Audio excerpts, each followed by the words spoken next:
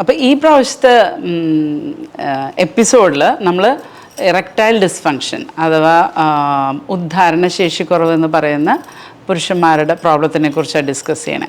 അപ്പോൾ ഈ പ്രാവശ്യം എൻ്റെ കൂടെ ഇരിക്കുന്നത് ഡോക്ടർ അജി ജോസ്, ആയുർവേദിക് ഫിസിഷ്യനാണ്, കൗൺസിലറാണ്. ഇറക്ടൈൽ ഡിസ്ഫങ്ഷനെ കുറിച്ച് ഡിസ്കസ് ചെയ്യാം.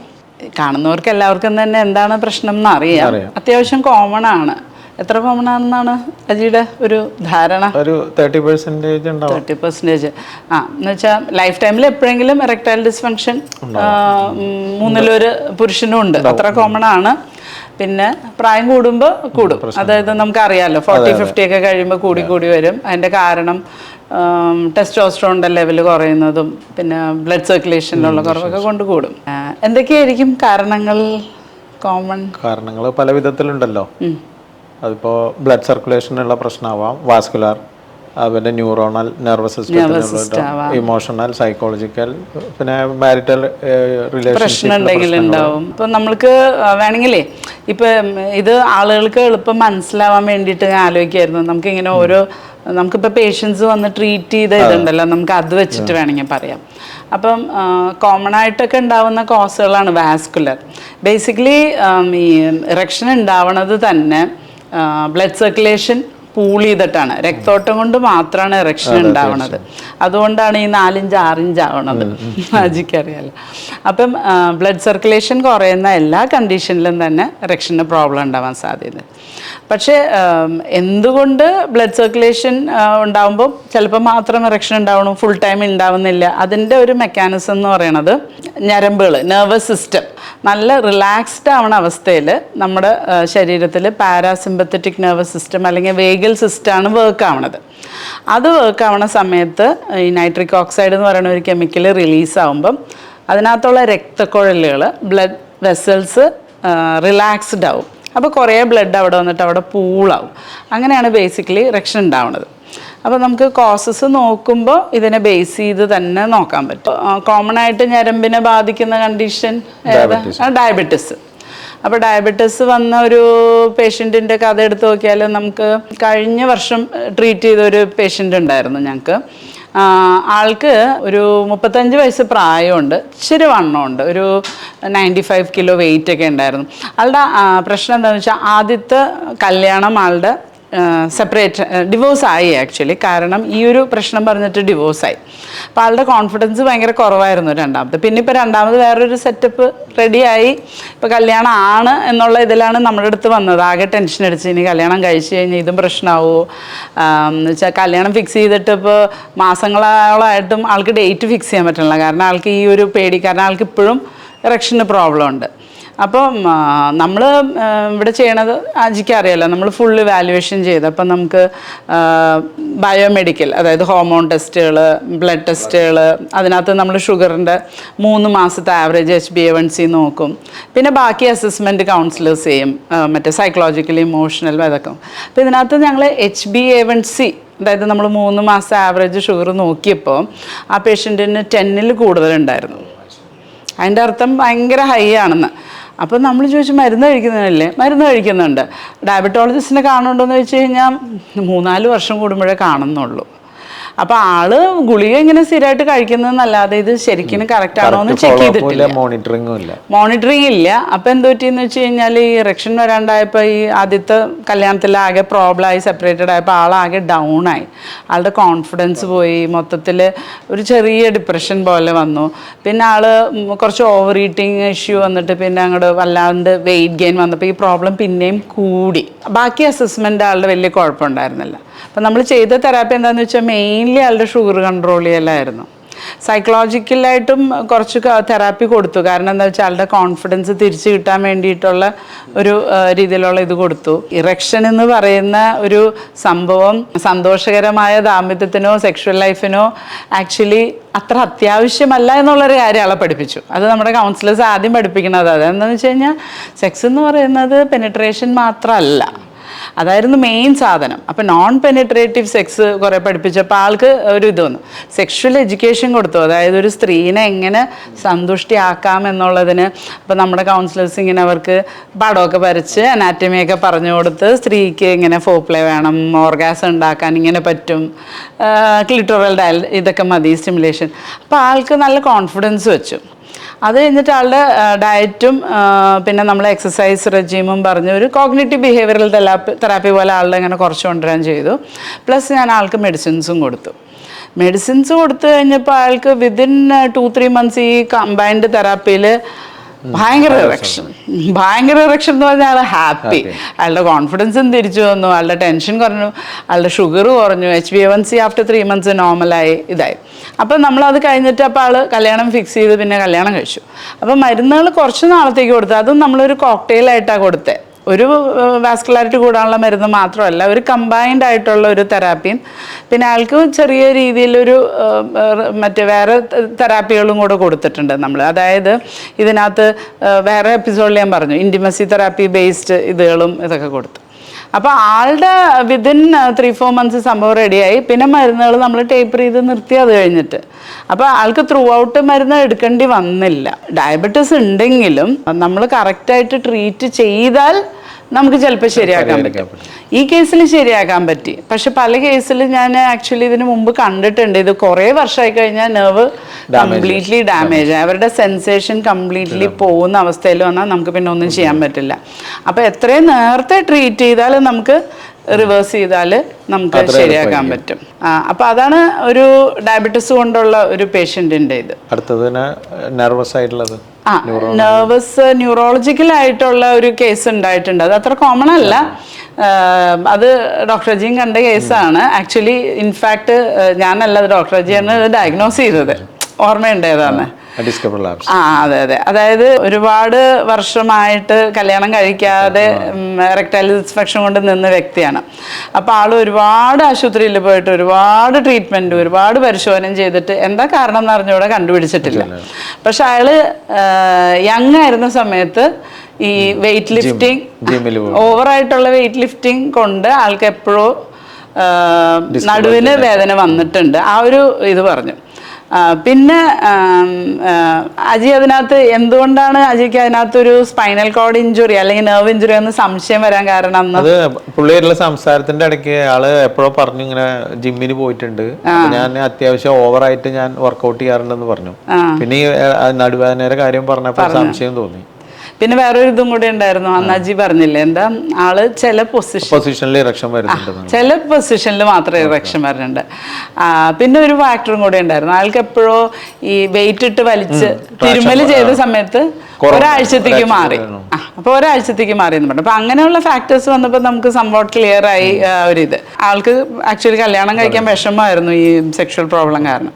ഇത് നമുക്ക് അത്ര എളുപ്പമല്ല ട്രീറ്റ് ചെയ്യാൻ. ആ ട്രീറ്റ്മെൻറ്റ് ഇപ്പോഴും ഓൺഗോയിങ് ആണ്. നമ്മൾ MRIയും CT ഒക്കെ പറഞ്ഞിപ്പോഴും ട്രീറ്റ്മെൻറ്റ് ഓൺഗോയിങ് ആണ്, കംപ്ലീറ്റ് തീർത്തിട്ടില്ല. പക്ഷേ സിമ്പിളായിട്ടുള്ള ഫിസിയോതെറാപ്പി, അതായത് ഈ നെർവ് കംപ്രഷൻ വരുന്നതാണല്ലോ, ഇത് നമ്മൾ വെയിറ്റ് ഇട്ട് വലിച്ചു കഴിഞ്ഞാൽ ഇപ്പോൾ സെർവൈക്കൽ സ്പോണ്ടൈലൈറ്റിസിനും ഇതിനൊക്കെ ഡിസ്ക് പ്രിലാപ്സ് വന്നുള്ള കംപ്രഷൻ പോലെ തന്നെ ട്രാക്ഷൻ കൊടുത്താൽ തന്നെ മിക്കവാറും കറക്റ്റ് ആകാവുന്ന അത്രയും സിമ്പിളായിട്ടുള്ള പ്രോബ്ലമാണ്. അപ്പോൾ അത്രയും വർഷം കല്യാണം കഴിക്കാതെ നിൽക്കേണ്ട ഒരു ആവശ്യം നേരത്തെ ഉണ്ടായിരുന്നില്ല.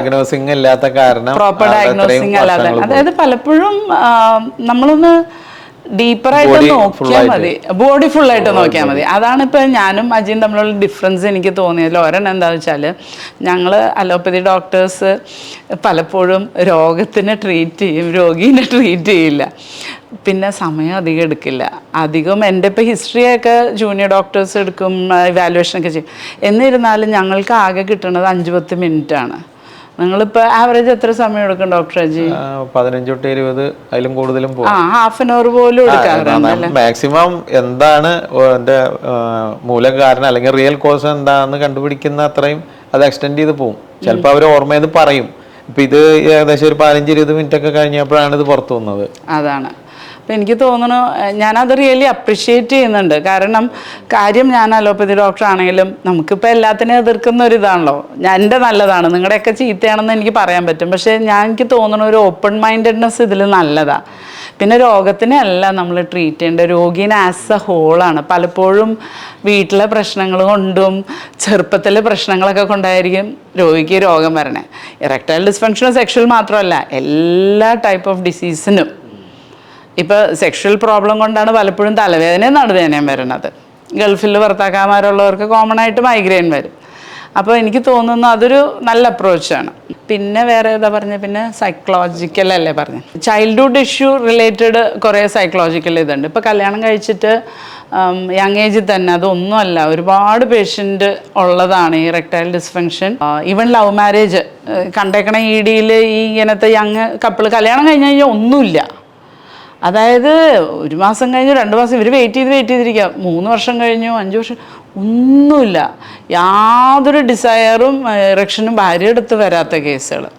അങ്ങനത്തെ കേസുകൾ നമ്മൾ ഇവാലുവേറ്റ് ചെയ്തിട്ട് കുറേ കേസിൽ കിട്ടിയേക്കണത് ചൈൽഡ്ഹുഡ് ഇഷ്യൂസിൽ കിട്ടിയത് പേരൻസ് വളർത്താതെ മറ്റേ ഗ്രാൻഡ് പാരൻസ് വളർത്തിയത്, ബോർഡിങ്ങിൽ നിന്നത്, ഇല്ലെങ്കിൽ പേരൻസ് കോൺസ്റ്റൻ്റ് ആയിട്ട് വഴക്ക് തല്ലുപിടിക്കുന്ന ആൾക്കാർ, അവർ കണക്റ്റഡ് അല്ലാത്ത ആൾക്കാർ, അതായത് അവർ സ്നേഹം ഒട്ടും പ്രകടിപ്പിക്കാത്ത ആൾക്കാർ, അമ്മമാർ കുട്ടികളെ നെഗ്ലക്റ്റ് ചെയ്ത്. അപ്പം അങ്ങനെയുള്ള കേസുകൾ ഇവർ സൈക്കോളജിക്കലി ഇവർ വളർന്നു വരുമ്പോൾ സെക്ഷൽ പ്രോബ്ലം, മെയിനായിട്ട് ഇറക്ടൈൽ ഡിസ്ഫങ്ഷൻ, പ്രത്യേകിച്ച് കല്യാണത്തിന് ശേഷം, അത് വളരെ ഒരു സ്ട്രേഞ്ച് സാധനമാണ്. നമ്മൾ കാണുന്നതിലൊരു വലിയ ശതമാനം അവർ പറയുന്നത് ലവ് മാരേജ് ആണ്. ആ ഒരു കാലയളവിൽ നല്ല താല്പര്യം ഉണ്ടായിരുന്നു, ഇൻട്രസ്റ്റ് ഉണ്ടായിരുന്നു, പക്ഷെ കല്യാണം കഴിഞ്ഞ ഡേ മുതൽ ഇല്ല, ഇറക്ഷനില്ല, സ്വന്തമാക്കിയപ്പോൾ എല്ലാം പോയി. അപ്പം അതിനകത്ത് സെക്ഷൽ റീസൺസും ഉണ്ട് വേറെ. അപ്പം ഇതിൽ മെയിൻലി തെറാപ്പി തന്നെയാണ്.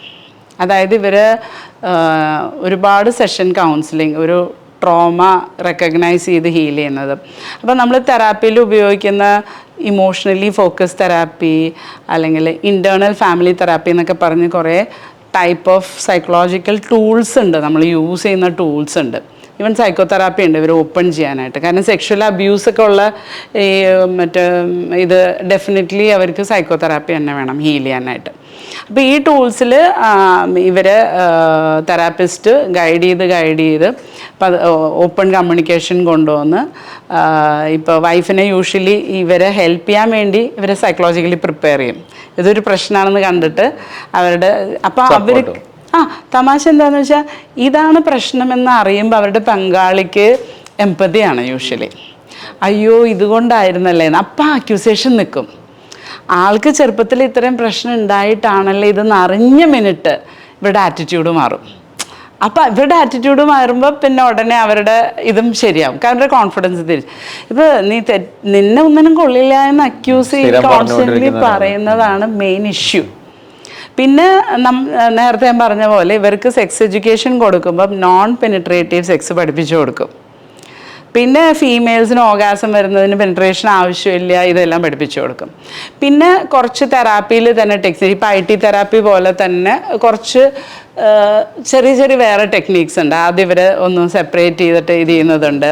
പിന്നെ നമ്മൾ മെക്കാനിക്കലായിട്ട് ഇവരുടെ സ്റ്റിമുലേഷൻ, പലപ്പോഴും ചില പേഷ്യൻറ്റിന് റിപ്പീറ്റഡായിട്ട് സ്റ്റിമുലേറ്റ് ചെയ്ത് ഈ ഇറക്ഷൻ ഉണ്ടാക്കാൻ വേണ്ടിയിട്ട്, ഇപ്പം നമ്മൾ മസിലിൽ ജിമ്മിൽ പോയി പ്രാക്ടീസ് ചെയ്യണ പോലെയുള്ള ചെറിയ ടെക്നീക്കുകൾ, ഹോംവർക്കുകൾ പറഞ്ഞു കൊടുക്കും, ഈ പാർട്ട്നേഴ്സിന് പറഞ്ഞു കൊടുക്കും. അപ്പം അങ്ങനെയുള്ള സാധനങ്ങൾ ഹെൽപ്ഫുള്ളാകും.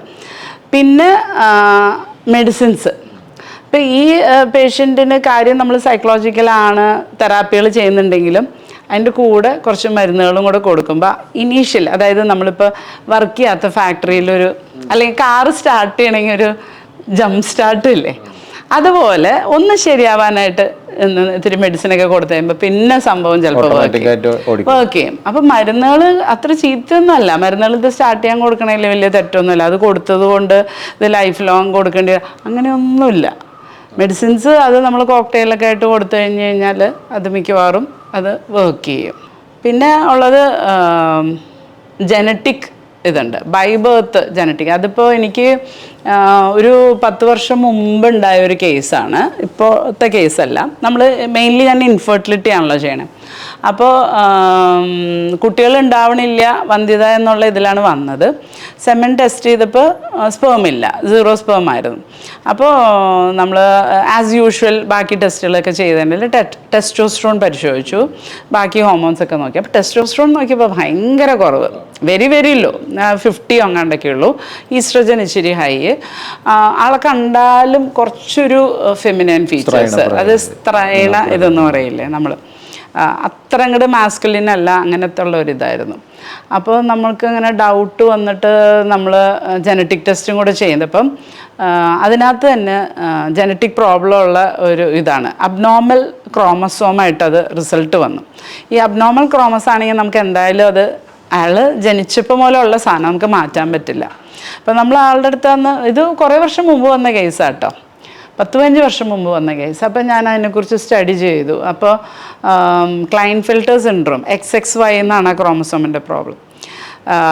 അന്ന് നമ്മൾ ആൾക്ക് മറ്റേ കുറച്ച് കൗൺസിലിംഗ് ഒക്കെ ചെയ്ത്, പിന്നെ കുട്ടികൾ ഉണ്ടാവണമെങ്കിൽ വേറെ, അപ്പോൾ ആൾ ഡോണേഴ്സ്പം ഓപ്റ്റ് ചെയ്തു. പിന്നെ ഇയാളെ കറക്റ്റ് ചെയ്യണം, എറക്ഷൻ്റെ പ്രശ്നം ഉണ്ടായിരുന്നു. അതിന് നമ്മൾ ടെസ്റ്റോസ്റ്ററോൺ റീപ്ലേസ്മെൻറ്റ് തെറാപ്പി അന്ന് സ്റ്റാർട്ട് ചെയ്തു. അത് കഴിഞ്ഞിട്ട് ആൾക്ക് കുട്ടി ഉണ്ടായി, കുഴപ്പമൊന്നുമില്ല. അത് കഴിഞ്ഞിട്ട് ഞാൻ കുട്ടീനെ കാണിക്കാൻ കൊണ്ടുവന്നു. 1 ഇയർ കഴിഞ്ഞ് കൊച്ചു വലുതെ കാണിക്കാൻ കൊണ്ടുവന്നപ്പോൾ എനിക്ക് ആളെ തിരിച്ചറിയണില്ല. ഹൈറ്റ് ഉണ്ട് ക്ലൈൻഫെൽട്ടർ ആളുകൾക്ക്. ഈ ആളന്ന് ഞാൻ കണ്ടിട്ട് ആളെ കണ്ടിട്ടുണ്ടോ എവിടെയോ എന്ന് വിചാരിച്ചു. എന്ന് വെച്ച് കഴിഞ്ഞാൽ കംപ്ലീറ്റ്ലി മാറി. നല്ല വണ്ണമുള്ള ശരീരപ്രകൃതിയും ഒരു, ഞാൻ പറയില്ലേ, സ്ത്രൈണ അങ്ങനത്തെ ഒരു ക്യാരക്ടറായിരുന്ന ആൾ തിരിച്ചു കൊച്ചിനെ കൊണ്ട് വന്നപ്പോൾ ഫുൾ ശരീരം മൊത്തം ഹെയർ, നല്ല മസ്കുലർ, സ്വരമൊക്കെ മാറി. മറ്റേതൊരു ഫെമിനൈൻ വോയിസ്, സ്വരം മാറി. ആളെ കണ്ട തിരിച്ചറിയില്ല. ഹാപ്പി ഫാമിലി, അയാളും വൈഫും കൊച്ചും കൂടെ വന്നു അയാളുടെ. അപ്പോൾ അയാൾ റെഗുലറായിട്ട് ടെസ്റ്റോസ്റ്ററോൺ തെറാപ്പി എടുക്കുന്നുണ്ട്. ഡോണേഴ്സ്പം അന്ന് ട്രീറ്റ്മെൻറ്റ് ചെയ്ത് നല്ലൊരു സ്മാർട്ട് മിടുക്കൻ കൊച്ച്, വൈഫ് ഹാപ്പി, എല്ലാം ഹാപ്പി. ഇപ്പം ജനറ്റിക് പ്രോബ്ലം ഉണ്ടെങ്കിലും നമുക്ക് ട്രീറ്റ്മെൻറ്റ് ഉണ്ട്. ഇതുപോലെ അസൂസ്പേമിയ പറഞ്ഞപ്പോഴാണ് വേറൊരു കേസ് ഉണ്ടായിരുന്നു, അസൂസ്പേമിയ. അത് നിങ്ങളുടെ ഇതിലുണ്ടോയെന്ന് എനിക്കറിയില്ല ആയുർവേദത്തിൽ. ഇത് ഇൻഫെർട്ടിലിറ്റി ആയിട്ട്, ഇത് മറ്റേ 2005-06 പീരീഡിൽ വന്നൊരു പേഷ്യൻ്റാണ്. സെമൻ നോക്കിയപ്പോൾ 0 സ്പേം. അപ്പോൾ ആൾ ഇതുപോലെ തന്നെ കയറി വന്നപ്പോൾ ഞാൻ ശ്രദ്ധിച്ച മെയിൻ സാധനം ആളുടെ പക്ക ഫെമിനൈൻ വോയിസ് ആയിരുന്നു, കീ വോയിസ് ആയിരുന്നു. നല്ല പൊക്കവും വണ്ണമൊക്കെ ഉണ്ടായിരുന്നു. അന്ന് സ്പേം ഇല്ലാത്ത കണ്ടീഷൻ. അപ്പം ഞങ്ങൾ നോക്കിയപ്പം ഇതിനകത്ത് ഹോർമോൺ നോക്കിയപ്പോൾ LH-FSH ഹോർമോൺസ് ഉണ്ട്, ടെസ്റ്റോസ്റ്ററോൺ, LH-FSH എല്ലാം ഭയങ്കര ലോ. ടെസ്റ്റോസ്റ്ററോണും കുറവ്, LH-ഉം കുറവ്, FSH-ഉം കുറവ്. എന്തായിരിക്കും നിങ്ങളുടെ ഇതിൽ നിങ്ങൾ എങ്ങനെയായിരിക്കും ഇതിനെ ചിന്തിക്കുന്നത് ആയുർവേദത്തിൽ? ഇത് കുറച്ച് കോംപ്ലിക്കേറ്റഡ് കേസാണ്. അത് LH-FSH എവിടെ നിന്നാണ് റിലീസ് ആവണേ? പിറ്റ്യൂട്ടറി. അപ്പോൾ LH-FSH വരുന്നില്ലെങ്കിൽ, ഇപ്പം ടെസ്റ്റോസ്റ്ററോൺ കുറഞ്ഞ ഇത് ഓട്ടോമാറ്റിക്കലി കൂടുതൽ ബ്രെയിനിൻ്റെ താഴെയുള്ള ഓർഗനാണല്ലോ പിറ്റ്യൂട്ടറി, ഇത് കൂടും. അപ്പോൾ അത് കൂടണില്ലെങ്കിൽ എവിടെയാണ് പ്രോബ്ലം? പിറ്റ്യൂട്ടറിയിൽ കോമൺ പ്രോബ്ലമാണ്. അപ്പോൾ പിറ്റ്യൂട്ടറിയിൽ നമ്മൾ പിന്നെ സ്കാനൊക്കെ ചെയ്തപ്പോൾ ആൾക്ക് പിറ്റ്യൂട്ടറി ട്യൂമർ ഉണ്ടായിരുന്നു. പക്ഷെ അത് ക്യാൻസറസ് ആയിരുന്നില്ല, ഇതായിരുന്നു. ആൾക്ക് നമ്മുടെ അലോപ്പതിയിൽ ഞങ്ങൾ ഹൈപ്പോഗൊണാഡോട്രോഫിക് ഹൈപ്പോഗൊണാഡിസം എന്ന് പറയും.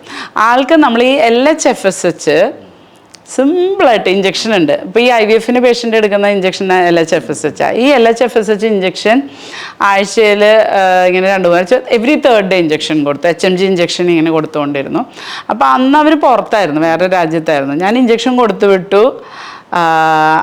0 സ്പേം ആയിരുന്നല്ലോ. 1 വർഷത്തിനകം ഭാര്യ പ്രഗ്നൻ്റായി, തിരിച്ച് വരേണ്ടി വന്നില്ല, അവിടെ തന്നെ. ഞാൻ ആലോചിച്ച് കുറച്ച് സ്പേം എവിടെ, ഫുൾ പ്രഗ്നൻ്റായി, പിന്നെ കൊച്ചിനെയും കൊണ്ടാണ് വന്നത്. അത് ഈ പറഞ്ഞ പോലെ ഇഞ്ചക്ഷൻ കൊടുത്തു കഴിഞ്ഞ് ആളുടെ രൂപം മാറി, സ്വരം മാറി, രൂപം മാറി. അത് കഴിഞ്ഞിട്ട് ആൾക്ക് 2 ഇയേഴ്സ് കഴിഞ്ഞ് പിന്നെ വേറെ കുട്ടിയുണ്ടായി. ഇപ്പോൾ കുട്ടികൾ വലുതായി, 2 കുട്ടികളും വലുതായി. ഇറക്ടൈൽ ധാരണശേഷിയുടെ പ്രശ്നം, അല്ലെങ്കിൽ സ്പേം ഇല്ലാത്തത്, ടെസ്റ്റോസ്റ്ററോൺ ഇല്ലാത്തത്, ഇതിന് മിക്കതും നമ്മൾ നന്നായിട്ട് ഇവാലുവേറ്റ് ചെയ്താൽ നമുക്ക് മിക്കതും ട്രീറ്റ് ചെയ്യാൻ പറ്റും, റിസൾട്ട് ഉണ്ടാവും. പിന്നെ നമുക്ക് കുറച്ച് പുതിയ ട്രീറ്റ്മെൻറ്റ് മെത്തേഡുകൾ ഇപ്പോൾ ഇറങ്ങിയ മെത്തേഡുകളുണ്ട്.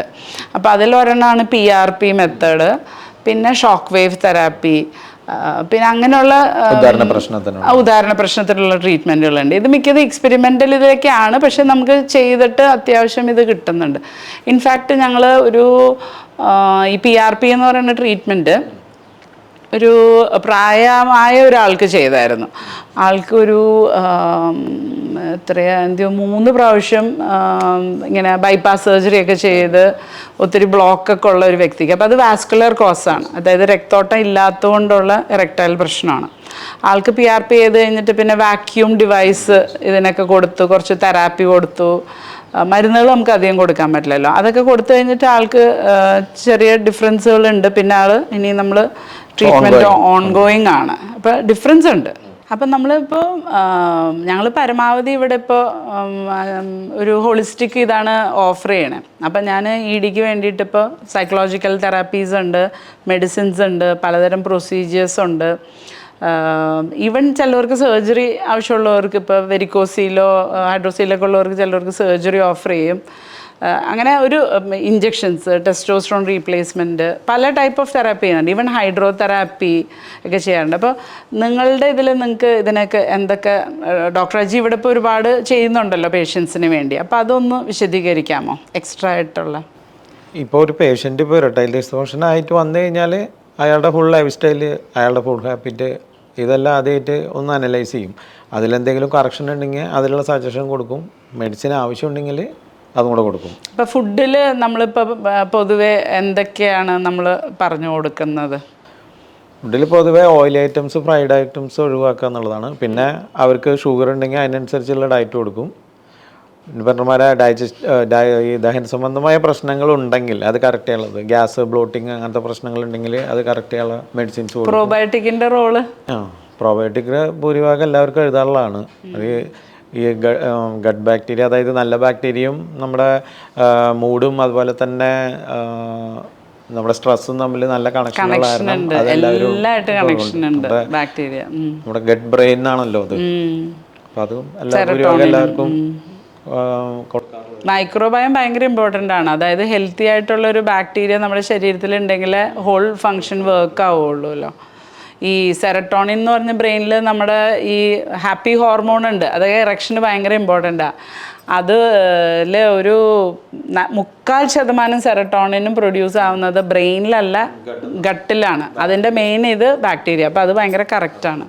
അപ്പോൾ പ്രോബയോട്ടിക്സ് കൊടുക്കുമ്പോൾ ഒരു പരിധി വരെ ഒരുപാട് പ്രശ്നങ്ങൾ തീർക്കാം. പിന്നെ വേറെ എന്തൊക്കെ ഡയറ്റ്? പിന്നെ ഡയറ്റ് അല്ലാണ്ട് ഇപ്പോൾ ഡയബറ്റിക് പേഷ്യൻ്റ് ആണെങ്കിൽ ഇപ്പോൾ ഈ വാസ്കുലർ ചേഞ്ചസിനുള്ള ഇമ്പ്രൂവ് ചെയ്യാനുള്ള മെഡിസിൻ ഉണ്ട്. അതുപോലെ നെർവ് ഡാമേജ് ഉണ്ടെങ്കിൽ അത് ചെറിയ രീതിയിലൊക്കെ കറക്റ്റ് ചെയ്യാനുള്ള മെഡിസിൻസ് ഉണ്ട്. അതിൻ്റെ തെറാപ്പീസ് എന്തെങ്കിലും ഉണ്ടെങ്കിൽ അതും കൂടെ സജസ്റ്റ് ചെയ്യാറുണ്ട്. അപ്പോൾ അവർക്ക് ഇപ്പോൾ വാസ്കുലർ അതിൽ കുറവുണ്ടെങ്കിൽ അത് ഇമ്പ്രൂവ് ചെയ്യാനുള്ള മെഡിസിൻ കഴിച്ചു കഴിഞ്ഞാൽ 1 മാസത്തിൻ്റെ ഉള്ളിലൊക്കെ ബ്ലോക്ക് തടസ്സമൊക്കെ നിങ്ങൾക്ക് മരുന്ന് കൊടുത്ത് കുറച്ച് ഇമ്പ്രൂവ്? എല്ലാ കേസിലും നമുക്ക് പറയാൻ പറ്റില്ല, ഒരു പകുതിയൊക്കെ നമുക്ക് മാറ്റിയെടുക്കാം. അതുപോലെ നെർവ് ഡാമേജ് കേസിലും ഇതുപോലെ ഈ മൈക്രോ സർക്കുലേഷൻ ഇമ്പ്രൂവ് ചെയ്യാനുള്ള മെഡിസിൻസും അതിൻ്റെ ഒപ്പം തന്നെ ഈ നെർവ് റീജനറേഷനുള്ള മെഡിസിൻ കൊടുത്തു കഴിഞ്ഞാൽ ഇമ്പ്രൂവ്മെൻറ്റ് വരാറുണ്ട്. പിന്നെ ബാക്കി മെത്തേഡ്സ്, ഇപ്പോൾ എക്സസൈസ്, മെഡിറ്റേഷൻ, അബ്ഡോമിനൽ ബ്രീതിങ്, അതിൻ്റെയൊക്കെ റോള്? എക്സസൈസ് ഭൂരിഭാഗം എല്ലാവരോടും പറയാറുണ്ട്. അതുപോലെ നമ്മുടെ വെയിറ്റ് റിഡക്ഷനും, പ്രത്യേകിച്ചും ഷുഗർ പേഷ്യൻ്റ്, ഡയബറ്റിക്കാരോടാണ് പ്രത്യേകിച്ച് പറയാറ്. അതായത് നമ്മൾ ഇൻസുലിൻ റെസിസ്റ്റൻസ് കുറയ്ക്കാൻ, വയറ് കുറയ്ക്കുക എന്നുള്ളതാണ് മെയിനായിട്ട് കുറയ്ക്കുന്നത്. ആവശ്യമുണ്ടെങ്കിൽ അവർക്ക് നമ്മൾ യൂട്യൂബിൽ നിന്ന് ലിങ്ക് അയച്ചു കൊടുക്കുക, അല്ലെങ്കിൽ അവർക്കത് കാണിച്ചു കൊടുക്കുകയും ചെയ്യാറുണ്ട്. അതുപോലെ അവരെ ഡയറ്റ് ഹാബിറ്റ് റെഗുലർ ആക്കുക, ടൈംലി മീൽസ് കഴിക്കാൻ നോക്കുക, സ്ലീപ്പ് കറക്റ്റ് ആക്കുക, ദിനചര്യ കറക്റ്റ് ആക്കാൻ നോക്കുക. പിന്നെ വേറെ എന്തെങ്കിലും അവരായിട്ടുള്ള സംസാരത്തിൽ വരികയാണെങ്കിൽ അതും കൂടെ കറക്റ്റ് ചെയ്യാനുള്ള സജഷൻസ് കൊടുക്കും അവർക്ക്. ഇപ്പോൾ ഞാൻ ഇവിടെ ചെയ്യുന്നതിൽ ഒരു സംഭവം എന്ന് വെച്ച് കഴിഞ്ഞാൽ, ഈ പെൽവിക് ഏരിയയിലേക്കുള്ള രക്തോട്ടം കൂടാനായിട്ട് സ്പെസിഫിക് ആയിട്ട് പെൽവിക് ഫ്ലോർ എക്സസൈസ് പഠിപ്പിക്കും. പിന്നെ സ്ലീപ്പിന് ഭയങ്കര വലിയ റോളാണല്ലോ. അപ്പോൾ സ്ലീപ്പിന് ഇപ്പോൾ നമ്മളിവിടെ ഒരു പ്രോട്ടോക്കോൾ തന്നെ വെച്ചിട്ടുണ്ട്, ഒരു ലീഫ്ലെറ്റ് വെച്ചിട്ട് സ്ലീപ്പ് കറക്ഷൻ എന്ന് പറഞ്ഞിട്ട് ചെയ്യുന്നുണ്ട്. കാരണം ഉറക്കം കറക്റ്റായാലും മാത്രമേ സെക്ഷുവൽ ഫങ്ഷൻ, ഇറക്ഷൻ അടങ്ങണമുള്ള എല്ലാ ഡിസയർ, ഇറക്ഷൻ എല്ലാം ഉറക്കം കറക്റ്റായാലും ഉണ്ടാവുള്ളൂ. ഇത് കറക്റ്റായിട്ട് നടന്നാൽ ഉറക്കം നന്നായിട്ടുണ്ടാവുള്ളൂ. സെക്സ് ഉണ്ടെങ്കിൽ നല്ല ഉറക്കം കിട്ടും, ഇല്ലെങ്കിൽ ഉറക്കം ഉണ്ടാവില്ല. അപ്പോൾ അത് ഞാൻ വേറൊരു എപ്പിസോഡിൽ സ്ലീപ്പിൻ്റെ ഇത് ഫുൾ ചെയ്യാം. പക്ഷേ ഇത് ഭയങ്കര ഇമ്പോർട്ടൻ്റ് ആണ്. നമ്മൾ ഡയറ്റ്, അതായത് മരുന്നല്ല ഒരു വ്യക്തിക്ക് മതിയാവില്ല. ആളുടെ ലൈഫ് സ്റ്റൈൽ കറക്റ്റ് ചെയ്യണം, ഭക്ഷണ രീതി കറക്റ്റ് ചെയ്യണം. പ്രത്യേകിച്ച് ഇപ്പോൾ ഈ ബ്ലോക്കൊക്കെ ഉള്ളവർക്ക് ഈ ഡോക്ടർ പറഞ്ഞ പോലെ കൊഴുപ്പടങ്ങിയ ഭക്ഷണം കുറയ്ക്കണം, മറ്റ് കറക്റ്റായിട്ട് എക്സസൈസുകൾ, വ്യായാമം ചെയ്യണം, സ്ലീപ്പ് കറക്ഷൻ ചെയ്യണം, സ്ട്രെസ്സ് കുറയ്ക്കണം. അപ്പം മരുന്നിനേക്കാളും ബെനിഫിറ്റായിട്ട് ഇത് കിട്ടും. പിന്നെ സെക്സ് തെറാപ്പി, രണ്ടാളും തമ്മിലുള്ള സെക്സ് തെറാപ്പിയും സെക്സ് എഡ്യൂക്കേഷനും പ്ലസ് പുതിയ പരീക്ഷണങ്ങൾ ചെയ്യാൻ ഒരുപാട് സാധനങ്ങൾ ഇറങ്ങിയിട്ടുണ്ടല്ലോ. ആയുർവേദത്തിൽ ഇപ്പൊ ഈ പറഞ്ഞ കാര്യം ആഹാരം, നിദ്ര, ബ്രഹ്മചര്യം എന്ന് പറഞ്ഞ എത്രയ ഉപസ്തംഭങ്ങൾ എന്ന് പറയുന്നുണ്ട്. അതെനിക്ക് മനസ്സിലായില്ല, ഒന്നുകൂടെ ക്ലിയർ ആയിട്ട് പറയാം. ആഹാരം, നിദ്ര. ആഹാരം, നിദ്ര. പിന്നെ മൂന്നാമത്തെ ബ്രഹ്മചര്യം എന്ന് പറയുന്നത്. ബ്രഹ്മചര്യം എന്ന് പറഞ്ഞാൽ എന്താ ആക്ച്വലി? അബ്സ്റ്റിനൻസ് എന്ന് പറയില്ലേ? ആബ്സ്റ്റിനൻസ്. ഓക്കെ, അത് എത്ര നാളത്തെ ആബ്സ്റ്റിനൻസ് ഉദ്ദേശിക്കണേ? ബ്രഹ്മചര്യം എന്ന് പറഞ്ഞത് നമ്മളെന്തെങ്കിലും പറയുകയാണെങ്കിൽ ടെമ്പററി ആവാം, പെർമനന്റ് ആവാം. അതായത് അത് സന്യാസത്തിലേക്ക് പോകാം, അത് നമ്മളെ വിഷയമല്ല. ഈ ബ്രഹ്മചര്യം എന്ന് പറഞ്ഞിട്ടുണ്ടെങ്കിൽ നമുക്ക് ആവശ്യത്തിന് എടുക്കാവുന്നതാണ്. ഓക്കെ. ഈ നമ്മുടെ ഇതിൽ തന്നെ പറയുന്നുണ്ടല്ലോ, ഈ ആ ഒരു അകന്ന് നിന്നിട്ട് മാസ്റ്റേഴ്സ് ആൻഡ് ജോൺസൺസിൽ ഈ ട്രീറ്റ്മെന്റ് ഉണ്ട്. അതായത് നമ്മളിപ്പോൾ എന്തെങ്കിലും ഒരു പ്രോബ്ലം ഉണ്ടെങ്കിൽ അത് ഇല്ലാണ്ട് കുറച്ച് ദിവസം വെയിറ്റ് ചെയ്യുക, അബ്സ്റ്റൈൻ ചെയ്താൽ അത് കുറച്ചും കൂടെ വരാൻ ചാൻസ് ഉണ്ട്. അത് നല്ല ഇതാണ് ബ്രഹ്മചര്യം. അത് കഴിഞ്ഞ് വേറെ എന്തായിരുന്നു പറഞ്ഞേ? ആഹാരം, നിദ്ര, സ്ലീപ്പ് ഇത് ബ്രഹ്മചര്യം. Okay okay. അപ്പോൾ ഇറക്ടൈൽ ഡിസ്ഫങ്ഷന് നമ്മളിപ്പോൾ കുറച്ച് കേസസ് പറഞ്ഞ് ഡിസ്കസ് ചെയ്തു. പക്ഷേ ഇനിയും ഒരുപാട് കാരണങ്ങളുണ്ട്. അപ്പോൾ ഇപ്പം എനിക്ക് തോന്നുന്നു ആളുകൾക്ക് ഏറ്റവും പഠിക്കാൻ എളുപ്പം ഈ കേസ് വെച്ച് പറയണമല്ലോ. അപ്പം ഇനി ഉദാഹരണ സഹിതം നമുക്ക് വേറൊരു എപ്പിസോഡിൽ കണ്ടിന്യൂ ചെയ്യാം. പിന്നെ സയൻസ് ഒരുപാടായാലും ബോറടിക്കുമല്ലോ. അപ്പോൾ കഥ പറഞ്ഞ് ചെയ്യാം. ഓക്കെ.